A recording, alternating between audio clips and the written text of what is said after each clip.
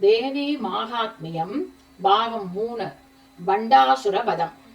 இதுவரை தேவி மாகாத்மியத்தில் தேவியின் அவதாரம், கேசாதி பாத வர்ணனை, ஸ்ரீபுர வர்ணனை இவைகளை பற்றி சிந்தித்தோம். இப்பொழுது பண்டாசுர வதத்தை பற்றி சிந்திப்போம். தேவர்ஷிகண சங்காதா ஸ்தூயமானாத்ம வைபவா.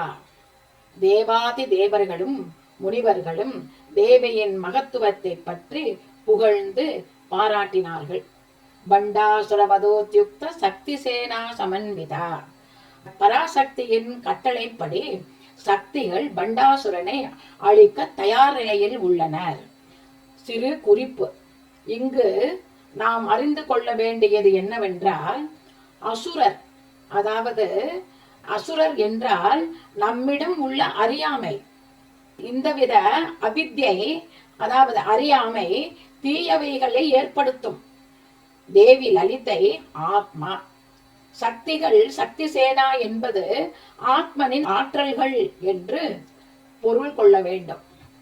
சம்பத்காரி சமாரூடா சிந்தூர விஜசேவிதா. சம்பத்காரி யானை படைகளுடன் தேவியை தொடர்ந்தாள். அஸ்வாரூடா திருஷ்டிதாஸ்வ கோட்டி கோட்டி பிராவிரதா. அஸ்வாரூடாவின் கட்டுப்பாட்டின் கீழ் பல கோடி குதிரைப்படைகள் சூழ்ந்து கொண்டது. சக்கரராஜ ரதாரூடா சர்வாயுத பரிஷ்கிருதா. தேவி தனது சக்கரராஜா என்ற தேரில் எல்லாவித ஆயுதங்களுடனும் அமர்ந்து கொண்டாள். கேய சக்கர ரதாரூடா மந்திரினி பரிசேவிதா. கேய சக்கரம் என்ற ரதத்தில் தேவியின் மந்திரினி சியாமலா தேவி அமர்ந்து கொண்டாள். கிரி சக்கர ரதாரூடா தண்டநாதா புரஸ்கிருதா. படைத்தளபதியான தண்டநாதா தேவி அவளது கிரி சக்கரம் என்ற தேரில் அமர்ந்திருக்கிறாள். ஜ்வாலாமாலினி காஷிப்த வஹ்னி பிரகார மத்யகா. சுற்றிலும் தீச்சொபர்கள் தீயை பரவச் செய்து அதன் மத்தியில் ஜ்வாலாமாலிகா இருக்கிறாள். பண்ட சைன்ய வதோத்யுக்த சக்தி விக்ரம ஹர்ஷிதா. பண்டாசுரனின் படைகளை அழிப்பதற்கு தேவையான தன் சக்திகளின் படையை கண்டு தேவி மகிழ்ந்தாள். நித்திய பராக்கிரமாடோவ நிரீக்ஷண சமுத்யுகா. பண்டாசுரனின் இராணுவத்தின் மீது ஆக்ரோஷமாக தாக்குதல் நடத்திய தனது நித்திய சக்திகளின் பலத்தை கண்டு தேவி மனமகிழ்ந்தாள். பண்டபுத்திர வதோத்யுக்த பாலா விக்ரம நந்திதா. பண்டாசுர புத்திரர்களை தனது புத்திரியான பாலா வதம் செய்ததை கண்டு புலகாங்கிதம் அடைந்தாள். மந்திரினி அம்ப விரஜித விஷங்கவத தோஷிதா. தனது மந்திரி சியாமலா விஷங்க சேனை படைகளை அழித்ததில் மன திருப்தி அடைந்தாள். விசுக்ர பிராணஹரண வாராகி வீரிய நந்திதா. விசுக்ரனை அழிப்பதற்கு வாராகியின் வலிமையை பாராட்டினாள். காமேஸ்வர முகாலோக கல்பித ஸ்ரீ கணேஸ்வரா. தன் கணவர் மகேஸ்வரனை கண்டு ஸ்ரீ கணேசனை உருவாக்கினாள். மகா கணேச நிர்பின்ன விக்னயந்திர பிரகர்ஷிதா. தேவி மகா கணேசரின் பராக்கிரமத்தால் பண்டாசுர விக்ன, அதாவது தடங்கல்களை அகற்றியது கண்டு மிகவும் சந்தோஷமடைந்தாள். பண்டாசுர நிர்முக்த சஸ்திர பிரத்யஸ்திர வர்ஷினி. பண்டாசுரனின் எண்ணற்ற அஸ்திரங்களை தேவி தனது பராக்கிரமத்தால் பிரதி அஸ்திரங்களால் தகர்த்தெறிந்தாள். கராங்குலி நகோத்பன்ன நாராயண தசாகிருதிகே. தேவி தன் கால் கட்டை விரல் நகத்தின் ஒளியிலிருந்து நாராயணனின் 10 அவதாரங்களை தோற்றுவித்தாள். அதாவது இந்த பண்டாசுரன் சேனையை அழிக்கும் பொருட்டு தேவி நாராயண 10 அவதாரங்களை தோற்றுவித்தாள். மகா பாசுபதாஸ்திராக்னி நிதக்தாசுர சைனிகா. தேவி பாசுபதா அஸ்திரத்தால் அசுர சேனைகளை எரித்து ஒழித்தாள். காமேஸ்வரா அஸ்திர நிர்தத்த ச பண்டாசுர சூன்யகா. காமேஸ்வர அஸ்திரத்தால் பண்டனையும் சேனைகளையும் எரித்து அழித்தாள். பிரம்மோபேந்திர மகேந்திராதே தேவ சம்சுத வைபவா. தேவியின் பலமான சக்தி படைகளையும் தேவியின் போர் செய்யும் விதத்தையும் கண்டு பிரம்ம ருத்ர விஷ்ணு இந்திராதி தேவர்களும் முனிவர்களும் ஆச்சரியத்துடன் பாராட்டினார்கள். ஹரநேத்ராக்னி சந்தக்த காம சஞ்சீவி நௌஷதே. பரமசிவனால் எரிக்கப்பட்ட காமதேவனை உயிர்ப்பித்து எழச் செய்தாள். விளக்கம். ஒரு சமயம் ருத்ர கணங்களில் ஒருவரான சித்திரகர்மா என்பவர் மன்மதனின் சாம்பலில் ஒரு பொம்மை செய்து பரமசிவனிடம் எடுத்துச் சென்றார். அவர் பரமசிவனை நெருங்கும் பொழுது அந்த பொம்மை உயிர் பெற்று எழுந்தது. சித்திரகர்மா மிகவும் மனமகிழ்ச்சியுடன் உயிர் பெற்ற அந்த பொம்மைக்கு சதருத்ரேயா மந்திரத்தை உபதேசம் செய்து அவனை சிவனாரை நோக்கி தவம் இருக்கும்படி சொன்னார். அவனும் தவம் இருந்தான். அவனின் தவத்திற்கு மகிழ்ந்த பரமசிவன் அவன் முன் தோன்றி என்ன வரம் வேண்டும் கேள் என்றார். அவனும் சிவனை நோக்கி, யார் என்னுடன் போரிட்டாலும் அவர்களின் பலம் பாதி குன்றி அந்த பலம் என்னுடன் சேர வேண்டும். மேலும் அவன் அவர்கள் ஏந்திய அஸ்திர சஸ்திரங்களின் மகிமையும் என்னுடன் வந்து சேர வேண்டும் என்றான். அப்படியே ஆகட்டும், மேலும் நீ 60,000 ஆண்டுகள் அரசாட்சி செய்வாய் என்று வரமளித்து மறைந்தார். இதையெல்லாம் பார்த்து கொண்டிருந்த பிரம்மன் ஏளனமாக பண்ட பண்ட பண்ட பண்ட என்றால் சமஸ்கிருதத்தில் அவமானம் என்று பொருள். பண்ட என்று பிரம்மா சொன்னதை அடுத்து அவனுக்கு பண்டா என்ற பெயர் வந்தது. மேலும் அவனுடைய குணாதிசயங்கள் எல்லாம் அசுரத்தன்மையுடையதாய் இருந்ததால் பண்டாசுரன் என்று பெயர் பெற்றான். இதற்கிடையில் மன்மதனின் சாம்பலில் இருந்து 2 அசுரர்கள் வந்தார்கள். அவர்களின் பெயர் விசுக்ரன், விஷங்கன். இந்த 2 பேரும் முதன்மையான சகோதரர்கள். மேலும் அந்த சாம்பலில் இருந்து 1000 அசுரர்கள் வெளிப்பட்டார்கள். எல்லோரும் பண்டாசுரனோடு சேர்ந்தார்கள். எல்லோரும் சேர்ந்து பலமான இராணுவ படை அமைத்தார்கள். அதாவது சுமார் 3000 அக்ரோஷினி படை. ஒரு அக்ரோஷினிக்கு 21,870 யானைகள், 65,610 குதிரைகள், 1,09,350 காலாட்படை வீரர்கள் என்றால் இதுபோல் 3000 அக்ரோணிகள். இவ்வாறு இருக்கையில் சுக்ராச்சாரியார் அவர்களுக்கு குருவாக வந்து நித்யானுஷ்டான முறைகள் எல்லாவற்றையும் கற்றுத்தந்தார்.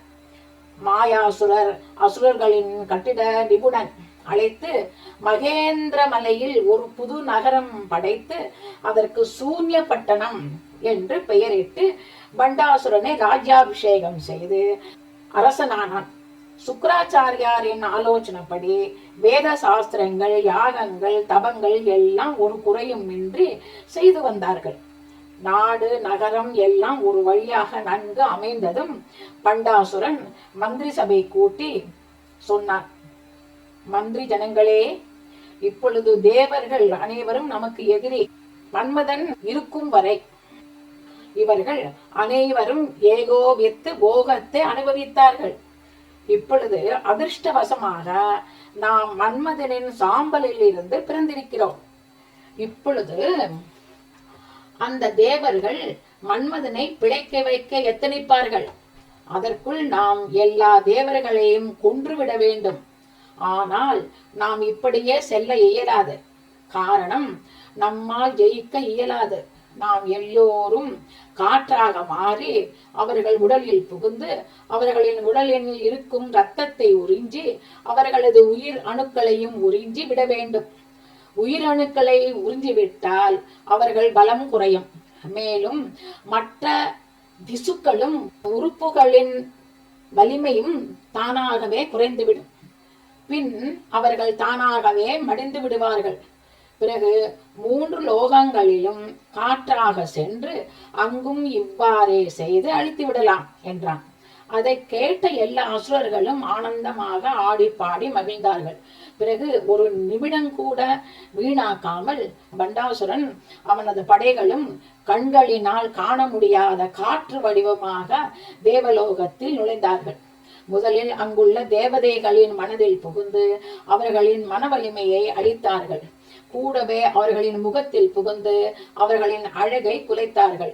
எல்லா தேவர்களும் அவர்களின் மனைவி மக்கள் எல்லோரும் மலடு தட்டி களையிழந்து ஒருவரை ஒருவர் நேசிக்கும் தன்மையை கூட இழந்தார்கள். ஒரு மரம் செடி கூட விடவில்லை. இதே போல் விசுக்ரன் பூலோகம் சென்று இதே போல் அங்குள்ள ஆண் பெண் குழந்தைகள் மரம் செடி கொடி பசு பட்சி மிருகங்கள் ஒன்று கூட விடாமல் அவ்வாறே செய்தான். தேவர்களும் மனிதர்களும் களையிழந்து சந்தோஷத்தையும் சுகத்தையும் இழந்து எல்லோரும் ஸ்தம்பித்து ஒன்றும் செய்ய ஆர்வமின்றி இருந்தார்கள். விஷங்கன் என்பவன் அவனது சேனைகளுடன் ரசாதளம் நாகலோகம் எல்லா உலகங்களுக்கும் சென்று அவ்வாறே நாசம் செய்தார்கள். இப்பொழுது ஒரு சிந்தனை. ரச அதாவது ரசம் என்றால் திரவ கொள்கைகள்.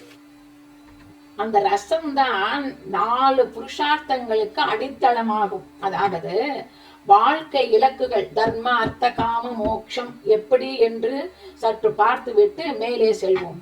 ரசா என்பது பிராணசக்தி அல்லது ஆதார சக்தி.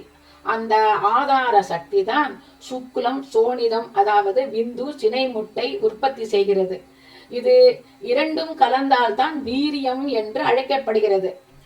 இந்த வீரியத்தில் இருந்துதான் பொலிவு, காந்தி, உற்சாகம், சந்தோஷம், தர்மம், தயை, அன்பு, அறிவார்ந்த திறமைகள், புத்தி கூர்மை, வளர்ச்சி, இன்பம், பராக்கிரமம், விஞ்ஞான அறிவு, கலையில் ஆர்வம், எல்லா விதமான அழகு, அதாவது பார்வையில் அழகு, செய்வதில் நேர்த்தி, பேச்சில் நேர்த்தி, சொல்வன்மை முதலியவைகளுக்கு காரணமான ஆதார சக்தி அதாவது பிராணசக்தி என்று அழைக்கப்படுகிறது. உதாரணமாக ஒரு செடிக்கு அல்லது மரத்திற்கு ரசா என்ற ஆதார சக்தி மறைத்து இருக்கும். அந்த தீயை போன்ற சக்தி இணையும் பொழுது கிளை புது இலைகள் புஷ்பித்து காய்ப்பது போன்ற நிகழ்ச்சிகள் நடைபெறும். இதற்கு காரணம் தீ போன்ற ஆதார சக்தி. இந்த சக்தியை இழக்கும் பொழுது மரங்கள் காய்ந்து களை இழந்து எரிந்து விடுகிறது. பக்தர்களும் சந்தோஷ இன்பங்கள் அனுபவிக்க காரணமாய் இருப்பது இந்த ஆதார சக்தி என்று வேதங்களும் பறைசாற்றுகின்றன. இதை நன்கு அறிந்த பண்டாசுரன் காற்று வடிவெடுத்து எல்லோருக்குள்ளும் புகுந்து களை இழக்க செய்தான். மேலுலகங்களில் பிரம்மா உட்பட அவதியுற்றார்கள். பிரம்மா இது என்ன நடக்கிறது, சிருஷ்டி வரவில்லையே என்று யோசித்து இந்த கஷ்டங்களுக்கு காரணம் என்ன என்று அறியாமல் விஷ்ணு உலகம் சென்று விஷ்ணுவை கேட்போம் என்று வைகுண்டம் சென்றார். அங்கு ஹரி நித்ரையில் இருந்து கண் விழித்து பார்க்கும் பொழுது ஒன்றிலும் ஈடுபாடின்றி களையிழந்து இருக்கும் தேவர்களை கண்டு, நீங்கள் ஏன் இவ்வாறு களை இழந்து இருக்கிறீர்கள் என்று ஒவ்வொருவராக அழைத்து கேட்டு பின் விவரித்தார். ஓ தேவர்களே, உங்களுடைய இந்த வித தன்மைக்கு காரணம் பண்டாசுரனின் விளையாட்டு. நான் கூட பாதிக்கப்பட்டுள்ளேன். நான் ருத்ரன் பிரம்மா நாங்கள் மூவரும் காரண புருஷர்கள். நாங்களே பாதிக்கப்பட்டிருக்கும் பொழுது மற்றவர்களை பற்றி என்ன சொல்ல? இருப்பினும் நமக்கெல்லாம் மேலான முதலான ஒருவர் பிரம்மாண்டமாய் பரபிரம்மமாய் தன் சக்தியுடன் இருக்கிறார். பெயர் மகாசம்போ. உருவமற்றவர். அவர் யார் கட்டுப்பாடும் என்று இருப்பவர். அவர் பெரியவற்றில் பெரியவராகவும் அணுவிற்குள் அணுவாகவும் இருப்பவர். அவர்தான் முழுமுதற் கடவுளாகவும் முதன்மையானவர். அவரை எந்தவித தீய சக்தியும் அணுகாது. இந்த மன்மதனின் சாம்பலில் உருவான பண்டனின் தீய வினை அவரை ஒன்றும் செய்யாது. அவர் தான் நம்மை இந்த தீய சக்தியிலிருந்து காப்பாற்றுபவர். ஆகையால் நாம் எல்லோரும் அவரை துதிப்போம் என்று சொல்லி எல்லோரையும் அழைத்து இந்த பிரபஞ்சத்தின் சுவர் பக்கம் போய் நின்று துதிப்பாடினார்கள். பிறகு அவர்களுக்கு நம்பிக்கை வந்தது. மேலும் நம்பிக்கையுடன் துதித்ததும் சின்மய ஆகாசம் தென்பட்டது. அந்த ஆகாசம் பஞ்சபூதங்களுக்கு அப்பாற்பட்டது.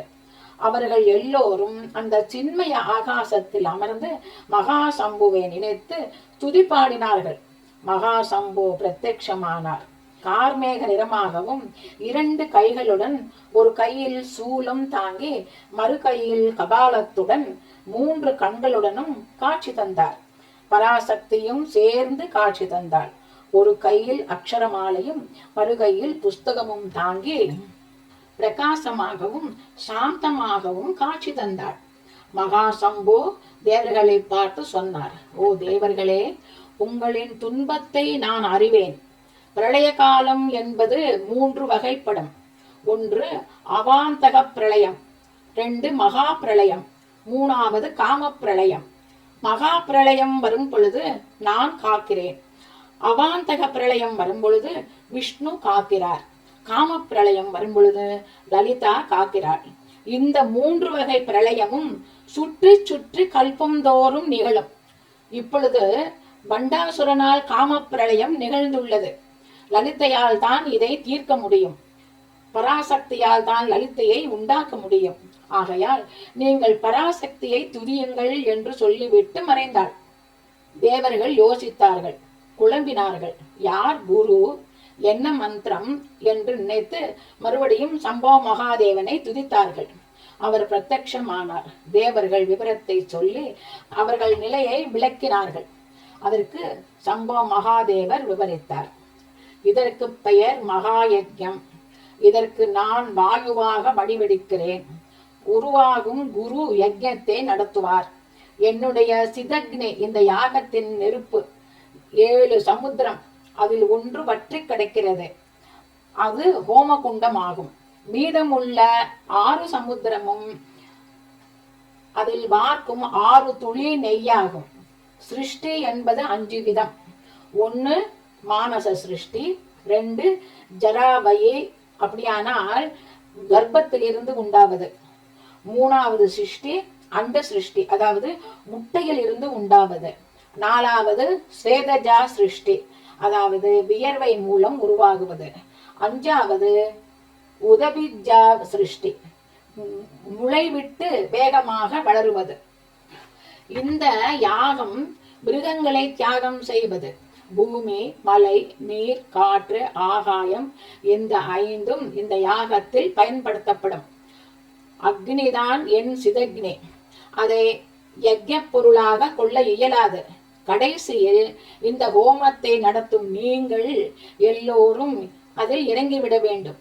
அவ்வாறு ஹோம குண்டத்தில் இறங்கும் பொழுது பக்தியுடன் இருக்க வேண்டும். பிறகு லலிதா தேவி ஸ்ரீசக்கரத்தில் காட்சி தருவாள். மேலும் தானே பரபிரம்மத்தை தன்னிலிருந்து உண்டாக்கி காமேஸ்வரர் என்ற பெயர் பெற்று தன் கணவனாக வரித்துக் கொள்வாள். இந்த தம்பதிகள் மறுபடியும் இந்த பிரபஞ்சத்தை பூர்த்தியாக உண்டாக்குவார்கள். அது முன்னை விட அதிக பொலிவுடன் அளவுடனும் இருக்கும்.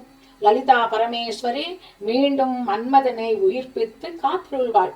கரும்புவில் 5 புஷ்ப பானங்கள், பாசம், அங்குசம், இந்த பானங்களால் பண்டனை சம்ஹாரம் செய்து உங்கள் அனைவருக்கும் பொலிவுள்ள சரீரம் தந்து காத்து அருள்வாள். உங்களுக்கு விருப்பமானால் நான் இந்த யாகத்தை தொடங்கி செய்கிறேன். தேவர்களும் விரும்பி மகா சம்பு தேவனை வணங்கி தொடங்கி நடத்தலாம் என்று வணக்கமாக சொன்னார்கள். சிறிது காலம் கழித்து சம்புநாதர் பராசக்தியுடன் சேர்ந்து லலிதா மகா மந்திரத்தை உச்சரித்துக் கொண்டு 7 அடுக்குகள் கொண்ட வாயுவாக பிரபஞ்சத்தில் நுழைந்தார். பராசக்தி பரபிரம்மத்தின் கிரியா சக்தி, அதாவது செயல்படும் சக்தியாக இருந்தாள். அந்த கிரியாசக்தியின் உதவியால் வாயுவாக சென்ற பரபிரம்மம் ஜலமுள்ள பெரிய சமுத்திரத்தை தன் சக்தியெல்லாம் திரட்டி ஊதினார். சில நிமிடத்தில் சமுத்திரம் பற்றி ஒரு சொட்டு நீர் கூட இல்லாமல் வறண்டு போயிற்று. இப்பொழுது ஹோமகுண்டம் தயார். அக்னி, அதாவது சிதக்னி, தனது 3வது கண்ணிலிருந்து ஏற்படுத்தினார். நட்சத்திரங்கள் எல்லாம் அந்த ஹோம குண்டத்தை புஷ்பங்களாக அலங்கரித்தன. பின்னர் வேதங்கள் ஆணையிட்டபடி யாகத்தை துவக்கி பிரளயகால மேகங்களை, அதாவது புஷ்பகலா, ஆகர்த்தா, ஸ்ரீ மற்றும் ஸ்ரீவா இவர்கள் யஜ்யத்திற்கு நெய்வார்க்கும் 2 கரண்டிகளாக ஆயினர். சிதக்னி ஹோமகுண்டத்தை நிரப்பியது. முதலிய 5 அடுக்கு வாயுவையும் மற்ற 6 சமுத்திரங்களை சிதக்னியில் சேர்த்தார். பிறகு எல்லா தேவர்களும் அந்த கரண்டியில் அமர்ந்தார்கள். அவர்களையும் அக்னியில் சேர்த்தார். பிறகு மகா சம்புநாதர் தனது வாயு உருவில் இருந்து தன் சுய உருவில் தேவியின் அஷ்டாட்சரையை ஜபித்து 8 ஹோமங்கள் செய்தார். கடைசியில் லலிதா தேவி சிதக்னியாக குண்டத்திலிருந்து ஸ்ரீசக்கர ரதத்தில் அமர்ந்து ஸ்ரீ லலிதா தேவி வெளிப்பட்டார். சிதக்னி குண்ட சம்பூதா தேவகாரிய சமுத்யதா என்றும் சக்கரராஜ ரதாரூடா சர்வாயுத பரிஷ்கிருதா லலிதா சகஸ்ரநாமம். அந்த ஸ்ரீசக்கர ரதம் எப்படி இருந்ததாம்? அதன் அகலம் 4 யோஜனை தூரம், அதாவது ஒரு யோஜனைக்கு ஏறத்தாழ 9 மைல்கள். அப்படியானால் 9 × 4 = 36. உயரம் 10 யோஜனை தூரம், 90 மைல்கள். பர்வாக்கள் நம்பர் 9. ரதத்தின் சக்கரங்கள் 4 வேதங்கள், 4 குதிரைகள், 4 வித புருஷார்த்தங்கள். அதன் கொடி முழுமையான கருணை நிறைந்த பேரின்பம். பீட்டம் பிந்து பீட்டம். அதனுடைய தோற்றம் மேரு. இந்த ரதம் ஒளியிலிருந்து பிரகாசமாக ஸ்ரீ லலிதா தேவி அவதரித்தாள். ஸ்ரீ லலிதா தேவி வெளிப்பட்டதும் தன்னுள் இருந்து ஆண் வடிவெடுத்து காமேஸ்வரன் என்று பெயர் பெற்று அவரை லலிதா தேவி மணந்து கொண்டார். தேவியின் 4 ஆயுதங்கள் கரும்புவில் 5 புஷ்பங்கள் கொண்ட அம்பு, பாசம், அங்குசம். அம்பாள் உதய சூரியனை போல் சௌந்தரியமாக பிரகாசித்தாள். தேவி என்றும் 16 வயது யுவதியாக இருந்தாள். அதாவது நித்திய சோடசி. சகசரநாமத்தில் நித்திய சோடசிகா ரூபா என்று பார்க்கலாம். வேறொரு அர்த்தம் 16 நித்திய தேவிகள் அவளில் அடக்கம் என்றும் சொல்கிறார்கள். மகா சம்புநாதா தேவியை பல விதமாக போட்டு பாராட்டி துதித்தார். பிறகு தேவி ஸ்ரீ புருஷ வடிவெடுத்து பிரபஞ்சத்தின் சிருஷ்டியை செய்தாள். தேவியின் இடது கண்ணில் இருந்து சந்திரனும் லக்ஷ்மி தேவியும் பிரம்மதேவனும் உருவானார்கள். தேவியின் வலது கண்ணிலிருந்து சூரிய தேவனும் விஷ்ணுவும் பார்வதியும் தோன்றினார்கள். 3வதான நெற்றிக் கண்ணிலிருந்து அக்னியும் ருத்ரரும் சரஸ்வதியும் தோன்றினார்கள். லக்ஷ்மி தேவி விஷ்ணுவையும் பிரம்மா சரஸ்வதியையும் ருத்ரன் சிவபெருமான் பார்வதியையும் மணந்தார்கள். லலிதா தேவி படைக்கும் பணியை தொடர ஆணையிட்டாள். தேவியே அவள் படைக்கும் தொழிலை சிலவற்றை நேரடியாக செய்தாள். தன்னுடைய கருமையான காரிருள் போன்ற கூந்தலில் இருந்து இருளையும், தன் 2 கண்களில் இருந்து சூரிய சந்திரர்களையும், நெற்றிக் கண்ணிலிருந்து 3ஆம் கண்ணிலிருந்து அக்னியையும், நெற்றி சுட்டியில் அணிந்த பதக்கத்தில் இருந்து நட்சத்திரங்களையும், நெற்றி பதக்கத்தை தாங்கும் சங்கிலியிலிருந்து 9 கிரகங்களையும், தனது புருவங்களிலிருந்து தண்டனைகளையும், சுவாசத்தில் இருந்து வேதங்களையும், பேச்சில் இருந்து கவிதைகளையும், முகவாயில் இருந்து வேதாந்தங்களையும், கழுத்தில் உள்ள 3 வரிகளில் இருந்து 6 சாஸ்திரங்களையும், மார்பகங்களில் இருந்து மலைகளையும், மனதில் இருந்து ஆனந்தமும், நகங்களில் இருந்து நாராயண 10 அவதாரங்களையும், உள்ளங்கையில் இருந்து சந்தியா காலமும், வார்த்தையில் இருந்து புருஷ சுத்தமும், ஹிருதயத்தில் இருந்து பாலாதேவியும், தன் அறிவில் இருந்து சியாமலா தேவியையும், அகங்காரத்தில் இருந்து வாராகி தேவியையும், புன்சுரிப்பில் இருந்து விக்னேஸ்வரரையும், தன் அங்குசத்தில் இருந்து சம்பத்காரி தேவியையும், பாசத்தில் இருந்து அஸ்வாரூடா தேவியையும், கன்னங்களில் இருந்து நகுலா தேவியையும், குண்டலினி சக்தியில் இருந்து காயத்ரி தேவியையும், ஸ்ரீ சக்கரத்தில் 8 சக்கரங்களில் இருந்து அஷ்டதிக்கு பாலகர்களையும், ஸ்ரீசக்கர பிந்துவை தனது பீட்டமாகவும் மற்ற பரிவார தேவதைகளையும் உண்டாக்கினாள். பிறகு ஸ்ரீ லலிதா தேவி தனது கணவர் காமேஸ்வரரிடம் சிவச்சக்கரம் செய்யும்படி சொன்னார். அதன்படி காமேஸ்வரரும் சிவகாம சுந்தர என்ற சிவச்சக்கரத்தை உண்டாக்கினார். பிறகு அவரது ரீங்கார சப்தத்தின் மூலம் 23 தேவர்கள் உருவானார்கள். எல்லாவற்றையும் உண்டாக்கிய லலிதா தேவி சியாமலா தேவியை மந்திரி ஆக்கினாள். அதிலிருந்து அவளுக்கு மந்திரினி தேவி என்று பெயர் உண்டாயிற்று. உடனே தனது மோதிரத்தை மந்திரினி தேவிக்கு அணிவித்தாள். பிறகு வர்தளா தேவியை இராணுவத்தின் தளபதி ஆக்கினாள். அதிலிருந்து தண்டநாதா தேவி என்று அழைக்கப்பட்டாள். பிறகு தனது புருவத்தில் இருந்து ஒரு சக்கரத்தை வரவழைத்து தண்டநாதா தேவிக்கு கொடுத்தாள். அன்று முதல் வாராகி என்றும் அழைக்கப்பட்டாள். பிறகு லலிதா தேவி தனது ஸ்ரீசக்கர ரதத்தில் இருந்து 2 ரதத்தை உண்டாக்கி மந்திரினி தேவிக்கும் வாராகி தேவிக்கும் கொடுத்தாள். மந்திரினி தேவி ரதத்தின் பெயர் கேய சக்கரம். தண்டநாதா என்ற வாராகி தேவியின் ரதத்தின் பெயர் கிரி சக்கர ரதம். பிறகு லலிதாம்பிகை ஹூங்கார சப்தம் பயங்கரமாக செய்தாள். அதிலிருந்து 64,000 கோடி யோகினிகளும் அதே போல 64,000 கோடி பைரவர்களும் பிறந்தார்கள். மேலும் எண்ணிக்கையில் அடங்காத சக்தி சேனைகளும் உண்டாயிற்று. பின்னர் லலிதா தேவி ஆக்ரோஷத்துடன் சத்தமிட்டாள். அந்த சப்தத்தினால் சமுத்திரங்களில் இருந்து மத்தளம் இசைக்க லலிதா தேவி பண்டாசுரனிடம் போருக்கு ஆயத்தமானாள். தேவியின் பண்டாசுர போர்.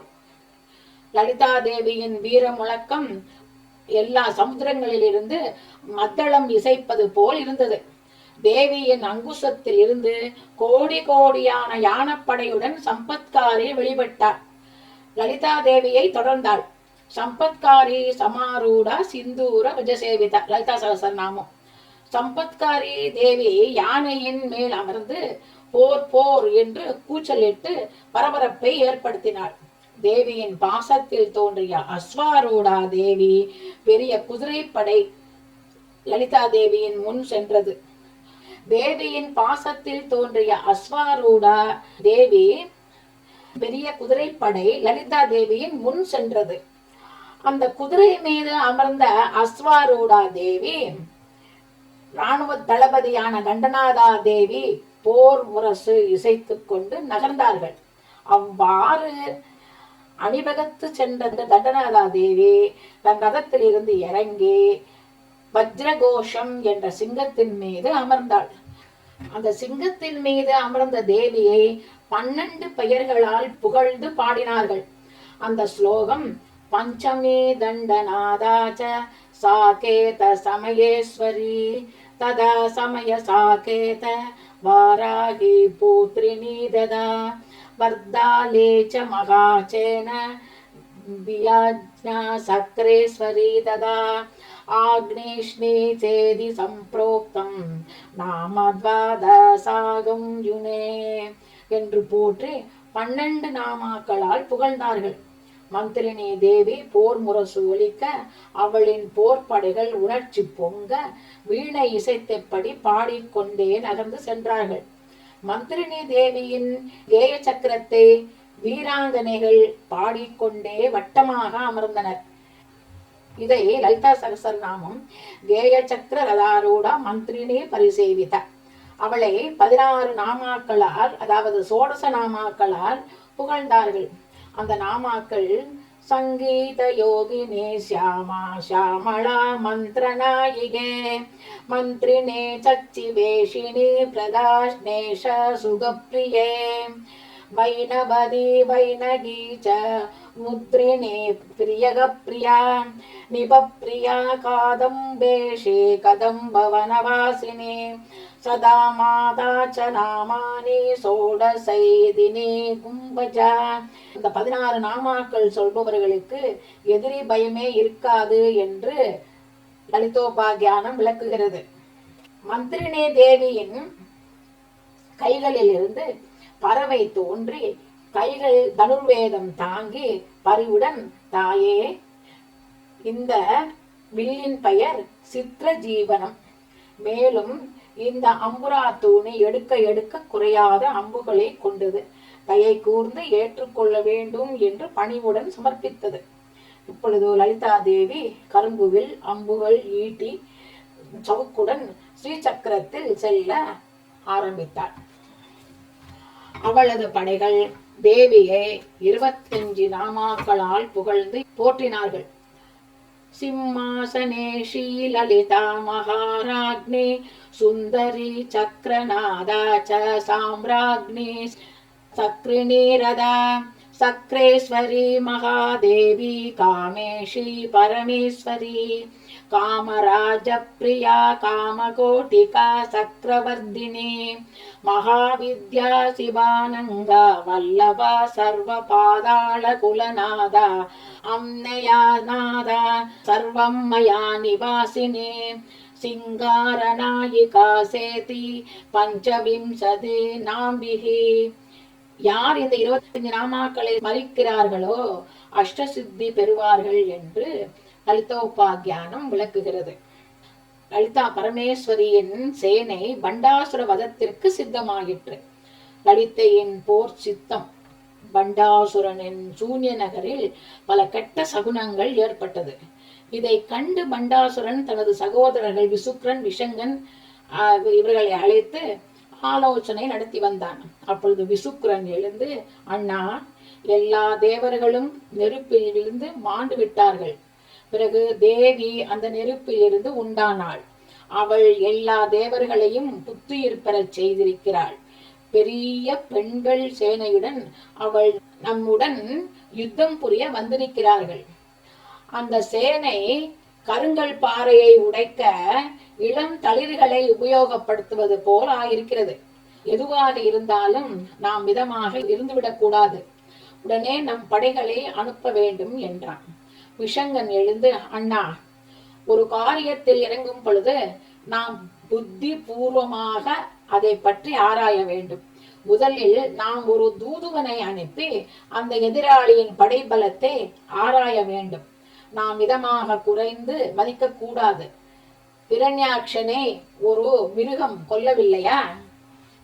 ஒரு பெண்தான் சும்பனை கொன்றாள். ஆகையால் நாம் அவளை பற்றியும் அவளின் படைகளை பற்றியும் இன்னும் கூட அறிந்து கொள்ள வேண்டும். யார் அவள்? அவள் யார் துணையுடன் இருக்கிறாள்? ஆதரிப்பவர் யார் என்று தீர்க்கமாக அறிந்து கொண்டால் நமக்கு ஒரு எண்ணம் தோன்றும் என்றான். இதையெல்லாம் கேட்ட பண்டாசுரன் முகத்தை ஏளனமாக வைத்துக் கொண்டு, அவளுக்கு எல்லா தேவர்களும் துணை நின்றால் கூட நாம் ஒன்றும் கலங்க அவசியமில்லை. இவ்வாறெல்லாம் ஒன்றுக்கும் உதவாத எண்ணம் கொண்டு கலங்கக்கூடாது என்று சொல்லிவிட்டு அவனது யுத்த தளபதியை குடிலாட்சன் அவனை அழைத்து கோட்டையை பாதுகாக்கும்படி உத்தரவிட்டான். பிறகு அவனது குருவிடம் பாதுகாப்பிற்கு ஆபிச்சார ஹோமம் செய்ய சொன்னான். பிறகு லலிதையை தலைமுடியை பிடித்து இழுத்து வரும்படி கட்டளையிட்டான். இப்பொழுது அசுரனின் போர் முரசு ஒலிக்க தொடங்கியது. முதல் கட்டமாக குடிலாட்சன் அசுரப்படையாக துர்மதனை தளபதியாக அனுப்பி வைத்தான்.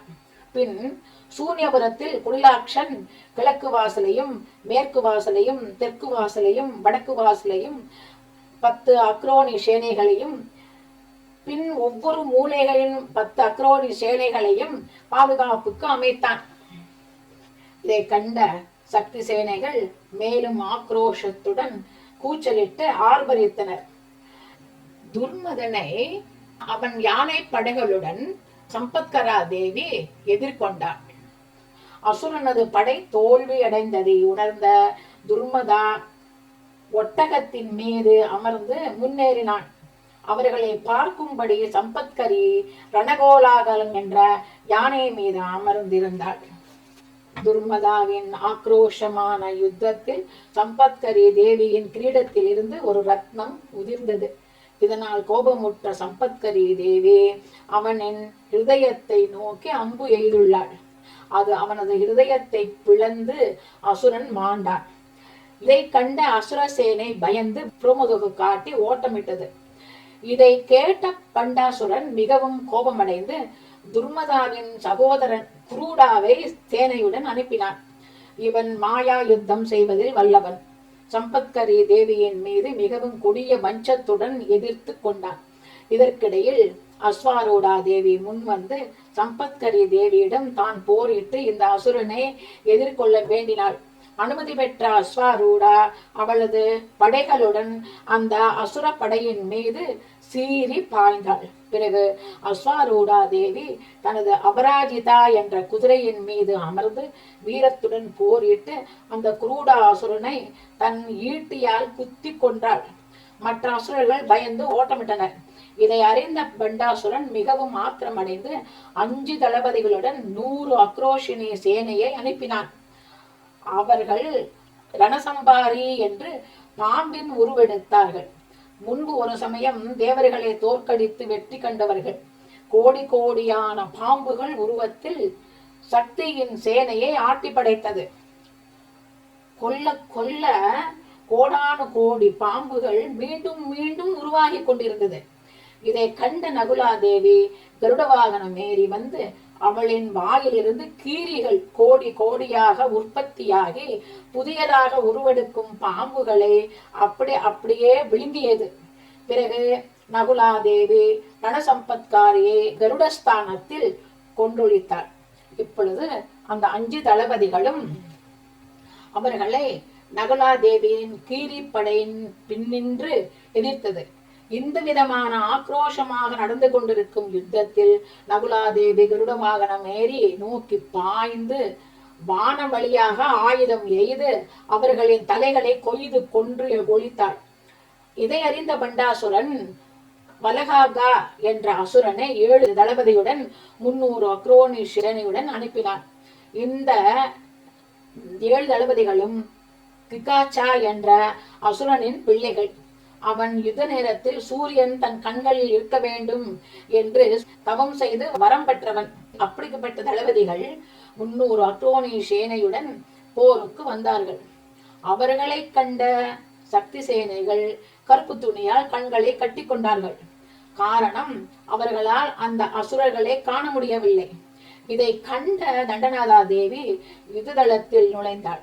உடனே திராஸ்கரிகா என்ற தேவியை ஆகாய மார்க்கமாக வந்து தண்டநாதா தேவியின் கட்டளைப்படி அந்தனாஸ்திரம் என்ற அஸ்திரத்தை அந்த 7 தளபதிகளின் மீதும் செலுத்தினாள். அவர்களின் கண்கள் திறக்க முடியாமல் மூடிக்கொண்டது. இப்பொழுது சக்தியின் சேனைகள் மிகவும் பலமாக போரிட்டது. திரஸ்காரிகா தேவி முன்னணியில் இருக்க மற்ற தேவியின் சேனைகள் போர் ஆக்ரோஷத்துடன் செய்து அந்த 7 தளபதிகளையும் கொன்றொழித்தது. இந்த மரண அடி தாழாமல் தன் சகோதரர்களை அழைத்தான். அவசர கூட்டம் நடந்தது. அதில் அவனது தம்பி விஷங்கனை ஏமாற்ற வழியில் நேரிடையாக லலிதா தேவியை எதிர்கொள்வது என்று முடிவெடுக்கப்பட்டது. காரணம், லலிதா தேவிதான் மிகவும் குறைவான ஆயுதங்கள் கொண்டிருக்கிறாள். அவளை வெல்வது சுலபம். ஆகையால் அவளது பாதுகாப்பு வளையத்தை ஏமாற்று வழியில் வென்று அவளை எதிர்கொள்வது என்று முடிவெடுத்தார்கள். முதல் நாள் யுத்தத்திற்கு பிறகு சத்தம் இல்லாமல் லலிதா தேவியின் பாதுகாப்பு படை பின்புறம் இருந்து ஒரு சுமாரான எண்ணிக்கை கொண்ட படைகளுடன் எந்தவித ஆர்ப்பாட்டமும் ஆட்டமும் ஒன்றும் இல்லாமல் நுழைந்தான். அப்பொழுது லலிதையின் படை மேற்கு நோக்கி நகர்ந்தது. இந்த விஷங்காவின் படை கிழக்கு நோக்கி நகர்ந்து இலக்கை அடைந்தது. அப்பொழுது அவனுக்கு ஸ்ரீசக்கரத்தை நன்றாக காண முடிந்தது.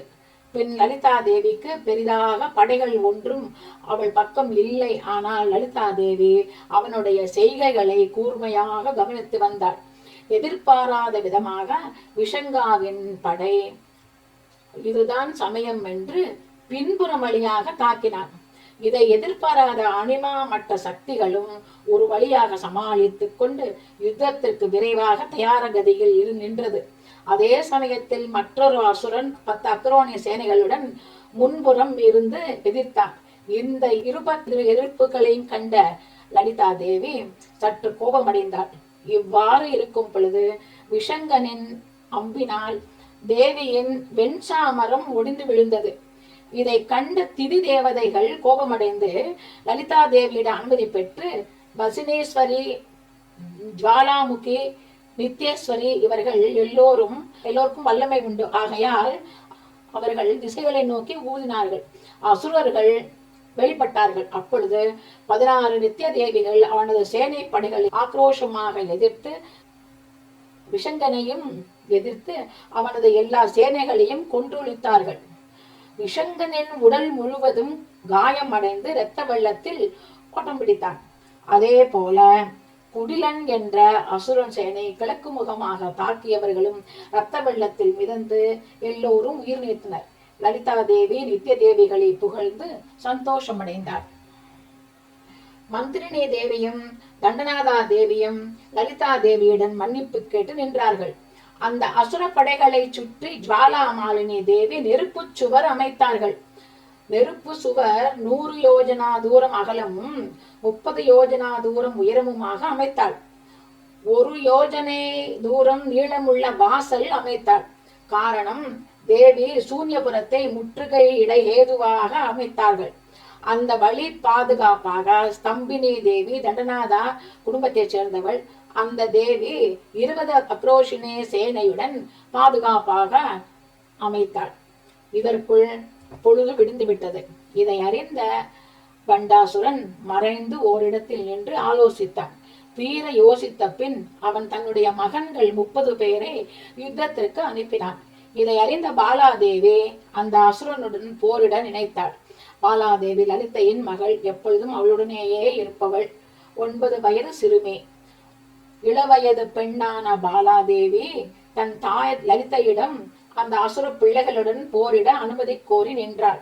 லலிதா தேவி மனதில் மறுத்தாலும் அவளின் திறமையை நினைத்து அனுமதி கொடுத்தாள்.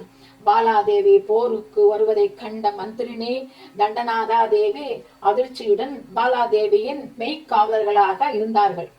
பாலாதேவி பண்டாசுரனின் மகன்களிடம் போர் செய்து அம்பு எய்தாள்.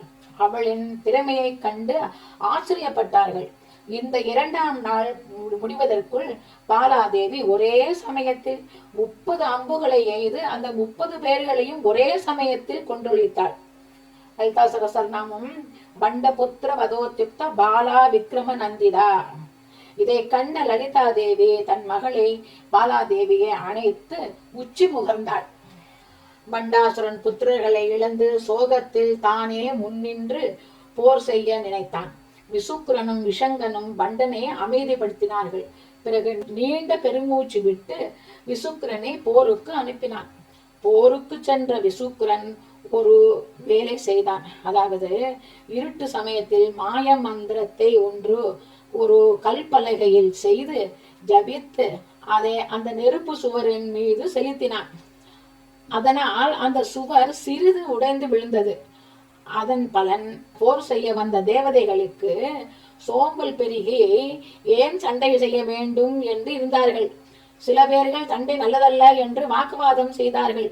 சில பேர்கள், யார் இந்த லலிதா தேவி, இவளுக்கு ஆறு அதிகாரம் நம்மை மீறி கொடுத்தது என்றவாறு பலவிதமாக பேசிக்கொண்டு சண்டை செய்யாமல் இருந்தனர்.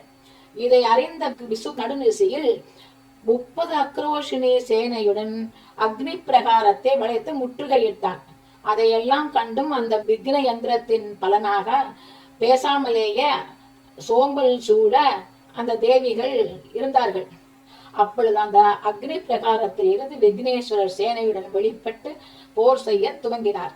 இதை கண்ட விசுக்கிரன் கஜாசுரனை அனுப்பி விக்னேஸ்வரரை எதிர்கொள்ள செய்தான். பிறகு பண்டாசுரனிடம் ஆலோசனை செய்ய சென்றான். நீண்ட ஆலோசனைக்கு பிறகு விசுக்கிரன் தன் சகோதரன் விஷங்கனுடன் மற்ற உறவினர்களுடன் 3வது நாள் போர் துவங்கியது. அதை எதிர்த்து தண்டநாதா தேவியும் மந்திரினி தேவியும் ஒரே சமயத்தில் எதிர்த்தார்கள். முன்பக்கம் தண்டநாதா தேவியும் தனது கலப்பை ஆயுதத்தை கிரிச்சக்கர ரதத்தில் இருந்து மிக வேகமாக சுழற்றி சுழற்றி போரிட்டாள். மந்திரினி தேவி பின்புறம் தனது கேய சக்கரத்தில் இருந்து அம்பு மாறி பொழிந்தாள். தண்டநாதா தேவி விஷங்கனையும் மந்திரினி தேவி விசுக்கரனையும் எதிர்த்தார்கள். அஸ்வாரூடா சம்பத்காரி தேவிகள் மற்ற உறவினர்களோடு போரிட்டனர். அசுரப்படை தளர்வடைந்தது. இதை கவனித்த தேவி திரிஷாஸ்திரத்தை, அதாவது தாகத்தை தூண்டும் அஸ்திரத்தை பிரயோகித்தாள். உடனே சக்தி சேனைகளுக்கு தாகம் எடுத்தது. பிறகு தண்டநாதா தேவி மத்திய சமுத்ரா என்று அழைத்ததும் தன் கிரி சக்கரத்தில் இருந்து ஒரு தேவதா அவதரித்து பானம் கொடுத்து அவர்களின் தாகத்தை தணித்தாள். பிறகு அந்த மத்திய சமுத்ரா தேவி அமுதபானத்தை வருஷித்தாள். அந்த சக்தி சேனைகள் அதை அருந்தே தாகம் தணிந்து புத்துயிர் பெற்றனர். அந்த மாலைக்குள் நிறைய அசுரப்படைகள் உயிரிழந்து பண்டனின் உறவினனும் சேர்ந்து மடிந்தான். பிறகு பாராகி தேவி அவனை எதிர்த்து பிரம்மாஸ்ரீரோ நாமகா என்ற அஸ்திரத்தை பயன்படுத்தி விசுக்கரனையும் போரிட்டு போத்ரினி என்ற அஸ்திரத்தை பயன்படுத்தி விஷங்கனையும் கொன்றொழித்தார்கள். மந்திரிணியம்ப விரச்சித விஷங்கவத ஜோஷிதா விசுக்ர பிராணஹரண வாராகி வீரி நந்திதா லலிதா சகஸ்ரநாமம். அதற்குள் நடுநிசி வந்துவிட்டது. பண்டாசுரனுக்கு எல்லோரும் அழிந்து தளபதி குடிலாட்சன் தான் மிகுந்திருந்தான். அவனால் தான் பண்டாசுரன் சற்று ஆறுதல் பெற்றிருந்தான். இப்பொழுது பண்டாசுரன் குடிலாட்சனுடன் போர் செய்ய துவங்கினான். 2185 அச்சோகினி சேனைகளுடன் 40 தளபதிகளுடன் போர் செய்ய வந்தார்கள்.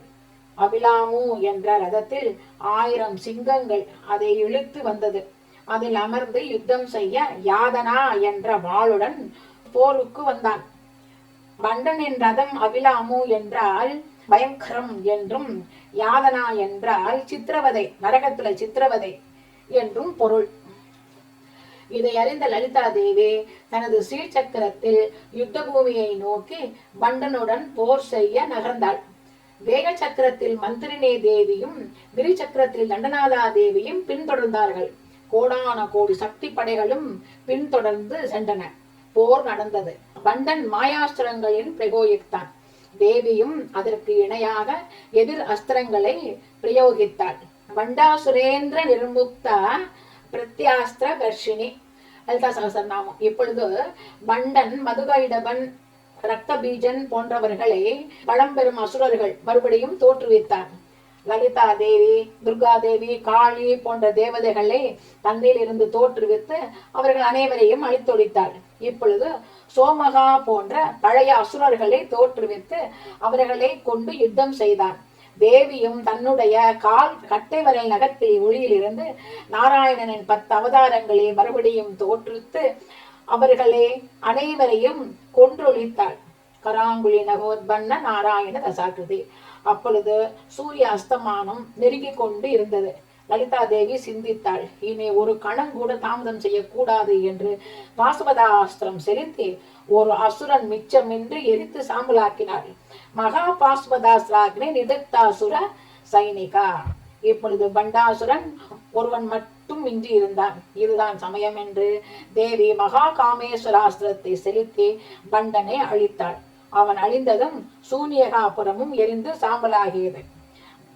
காமேஸ்வராஸ்திர நிர்தக்த சபண்டாசுர சூன்யகா. லலிதா சகஸ்ரநாமம். பிரம்மாதி தேவர்கள் எல்லோரும் லலிதா தேவியின் வெற்றியை புகழ்ந்து முழக்கமிட்டு பூமாரி பெய்து ஆனந்தமாக ஆடி பாடி கொண்டாடி மகிழ்ந்தார்கள். லலிதா தேவி சந்தோஷம் அடைந்து தேவர்களின் பிரார்த்தனைக்கு இணங்கி மன்மதனை உயிர் பெற்று எழச் செய்தாள். அதே மன்மதன் சேர்ந்து தேவியை புகழ்ந்து போற்றினார்கள் என்று லலிதோபாக்கியானம் விரிவாக பேசுகிறது.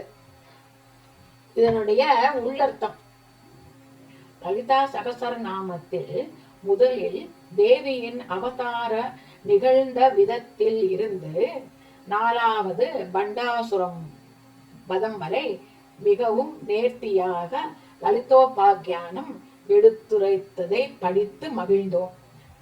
அதில் ஆன்மீக அர்த்தமும் விஞ்ஞான அர்த்தமும் பற்றி சிறிது ஆராய்ந்து சிந்தனை செய்வோம். முதலில் சாம்பலில் இருந்து பொம்மை ருத்ரகணம் ஒன்று செய்து பரமசிவனை நெருங்கும் பொழுது உயிர் பெற்றது என்பது ஒரு ஜீவனின் உற்பத்தி. பெண்ணின் கர்ப்பத்தில் ஆணின் உயிரணு சேர்ந்ததும் ஒரு ஜீவன் உயிர் பெற்று உற்பத்தி ஆகிறது. அதாவது சாம்பல் என்பது மண் இனத்தை சேர்ந்தது. சாம்பலை மண்ணில் சேர்க்கும் பொழுது அது மண்ணாகவே மாறிவிடுகிறது. அதில் ஒரு விதையை விதைக்கும் பொழுது ஒரு சிறு செடி உருவாகிறது. அதுதான் சாம்பலில் பொம்மை செய்து சிவனிடம் நெருங்கும் பொழுது உயிர் பெற்று எழுவது. பிறகு பண்டாசுரன் காற்று வடிவாக மனிதன் தேவன் எல்லோருக்குள்ளும் புகுந்து செயல் இழக்க செய்கிறான் என்பதின் அர்த்தம் அவுட்டோர் ஏர் பொல்யூஷன். பொல்யூட்டட் ஏர் சுவாசிக்கும் பொழுது நோய் வருகிறது. நவீன விஞ்ஞானமும் டாக்டர்களும் இதை உறுதி செய்து 100% என்ன வியாதி வந்து செயல் இழக்க செய்கிறது என்று கணக்கிடுகிறார்கள். அதாவது 40% heart disease, ischemic heart disease உருவாகிறது. இரண்டாவது 40% stroke, 11% chronic obstructive pulmonary disease, அதாவது சிஓபிடி என்ற நுரையீரல் பாதிப்பு, 6% லங் கேன்சர், நுரையீரல் புற்றுநோய், 3% acute lower infectionary respiratory infection for children. குழந்தைகளுக்கு மூச்சு திணறல் நோய் உண்டாகின்றன. காரணம் வெளிப்புற காற்றில் மாசுபாடு. இதே நோய்கள் வீட்டு வெளிப்புற காற்று மாசுபாடு என்பது இல்லை, வீட்டின் உள்ளேயும் அதுதான். வெளிப்புற காற்றும் மாசுபாடு, வாகனங்கள் பின்னால் கருப்பு புகை, பண்டிகை காலங்களில் வீட்டில் உள்ள பழைய சாமான்களை டயர்களை எரிப்பது, தொழிற்சாலையில் இருந்து வரும் புகை, குப்பைகளை எரிப்பது போன்றவற்றிலிருந்து ஏற்படுகிறது. வீட்டிற்குள் தினமும் சாம்பிராணி புகை, கெரசின் ஸ்டவ்வில் இருந்து உண்டாகும் புகை, பெரியவர்கள் குழந்தைகளை குளிப்பாட்டி சாம்பிராணி புகை போட்டு முடியை காய வைப்பது போன்றவைகள் உள்காற்று மாசுபாடு ஏற்படுகிறது. இந்த நோய்கள் வகை வகையாக அமையும் என்றும் டாக்டர்களும் நவீன விஞ்ஞானிகளும் சொல்கிறார்கள். இதன் கருத்து மனிதன் மாசற்ற காற்றை, சுத்தமான காற்றை சுவாசிக்க வேண்டும் என்பது. யுத்தத்தின் அர்த்தம் ஒரு நாட்டில் பகைவர் ஆக்கிரமிப்பு நிகழும் பொழுது எதிராளியின் வலிமையை அறிந்து வீரத்துடன் போரிட்டு அந்த பகைவர்களை துரத்த வேண்டும் என்ற யுத்த நுட்பங்களை சொல்லுகிறது. அதாவது ஒரு அரசு ஒரு எதிரிகளை எவ்வாறு அழித்து ஒழிக்க வேண்டும் என்ற இந்த பண்டாசுர மதம் நமக்கு கற்றுத்தருகிறது. இப்பொழுது ஆன்மீக தத்துவத்தை பற்றி பார்ப்போம். தேவியின் அவதாரம் முதல் பண்டாசுரம் வரைக்கும் நாம் சிந்தித்தது ஆன்மீக வழியில் வித்யைக்கும் அவித்யைக்கும் நடக்கும் போராட்டம். அறியாமை என்ற இருளை அகற்றி நல்வழியை காட்டுவதாகும். ஒரு வறண்ட மனதில் நம்பிக்கை என்ற ஊற்று வந்துவிட்டால் அவளை அடைவது கடினமாகாது. ஒரு ஜீவனுக்கு மனம் என்று ஒன்று அமைந்திருக்கிறது. அதை சிந்தனைக்கு உட்படுத்துவது பரமாத்ம சக்தி. பராசக்தியை வழிபடுபவனுக்கு மாயையால் அவதியுறுவதில்லை என்று தேவி புராணமும் கூறுகிறது. காரணம் அவளே அறியாமை, ஏனென்றால் பந்தங்களில் சிக்கியுள்ளது. அவளே ஞானம், காரணம் இந்த உலகில் இறப்பை தவிர்க்க செய்வது, விடுதலையை கொடுப்பது. எப்பொழுது நம்பிக்கை குறைந்து அபநம்பிக்கை மேலிடும் பொழுது அஞ்ஞானம் கிடைக்கிறது. அஞ்ஞானத்திற்கான் குழப்பம், குழப்பம் மேலிடும் பொழுது மனிதன் செயலிழக்கிறான். இதற்கு ஒரு கதையும் உண்டு. 4 முனிவர்கள் நரசிம்மரை நோக்கி தவம் இருந்தார்களாம். நரசிம்மர் பிரத்யட்சமாகாமல் போகவே நம்பிக்கையை இழந்து ஏதோ ஜபம் செய்வதும் அர்க்கியம் விடுவதும் என்று காலத்தை கழித்தார்கள். இதை அறிந்த நாரதர் பிரசன்னமாகி அவர்களிடம், முனிவர்களே, ஏன் எதிலும் சிரத்தை இல்லாமல் இருக்கிறீர்கள் என்று கேட்டார். சுவாமி, நமஸ்காரம். எங்களுக்கு ஒன்றும் பிடிக்கவில்லை. எதிலும் நம்பிக்கை என்பதே இழந்து விட்டோம். ஒன்றிலும் பற்றில்லாமல் ஏதோ ஜபிக்கிறோம். அந்த பகவான் நரஹரி பிரசன்னமாவார் என்று நம்பிக்கையே போய்விட்டது என்று சொன்னார்கள். அதற்கு நாரதர், ஓ முனிவர்களே, நான் ஒரு கதை சொல்கிறேன் கேளுங்கள் என்று சொல்ல ஆரம்பித்தார். ஒரு காலத்தில் சோமேசர் என்ற முனிவர் நரஹரியை உபாசித்து வந்தார். தினமும் ஜபம் செய்வது, அர்க்கியம் இடுவது, மூக்கை பிடித்து கொண்டு ஜபம் செய்வது, இந்த நிகழ்ச்சியை நதிக்கரையில் ஜபித்து வந்து கொண்டிருந்தார். இதை ஒரு செம்படவன் நெடுநாளாக கவனித்து வந்தான். ஒரு நாள் அவன் பொறுமையின்றி, ஏ சாமி, சாமியோ என்று அந்த முனிவரை அழைத்தான். அவர் நிஷ்டை கலந்து, என்னடா இப்படி கூச்சல் அடிக்கிறாய் என்று, என்ன வேண்டும் உனக்கு என்று கேட்டார்.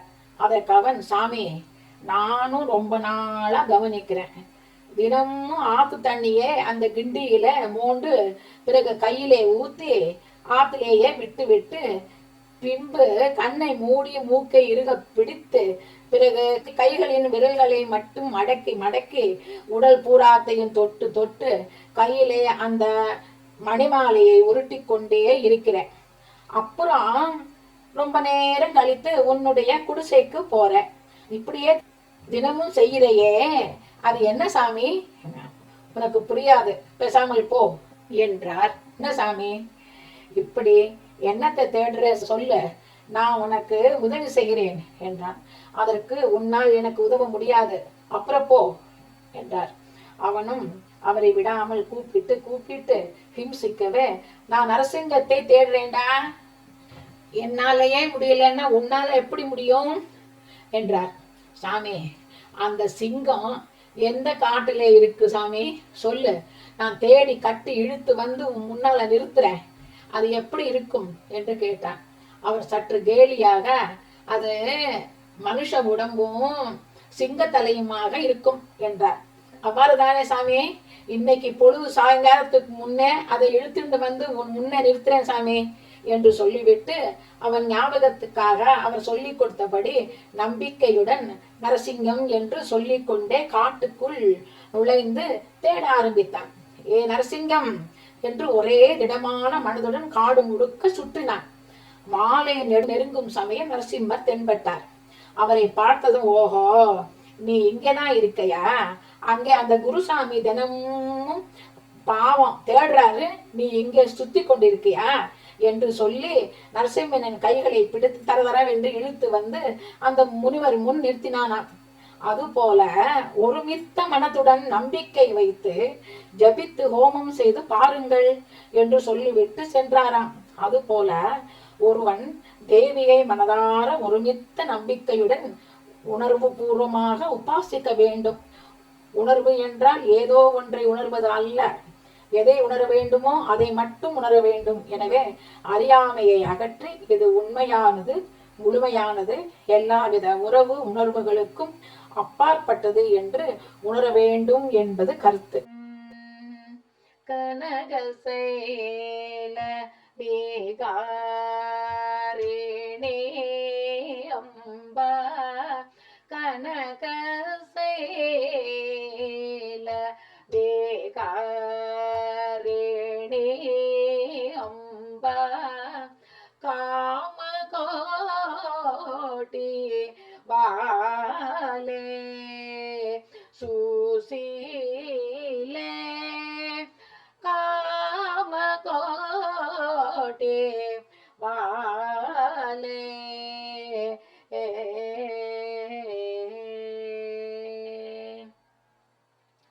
वनज बबहरनुते देवी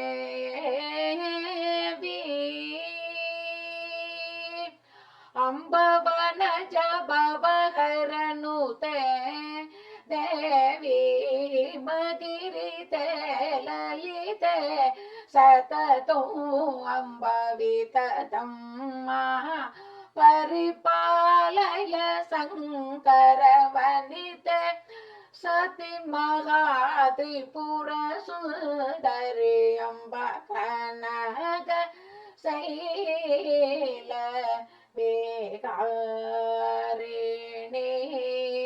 अम्बा, कामकोटि वाले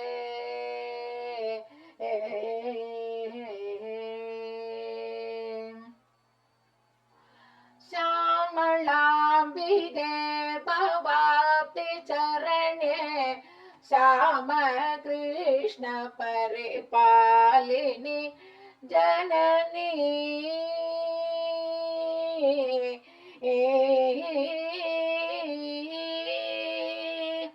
अम्ब श्यामलाम्बिके भवाप्ति चरण्ये श्याम कृष्ण परिपालिनी जननी कामिदार्थ फलदायकि कामाक्षि सकल लोकनायकि कामिदार्थ फलदायकि कामाक्षि सकल लोकनायकि अम्ब कनक शैलवेदारिणी अम्बा कामकोटि वाले सुशीले कामकोटि वाले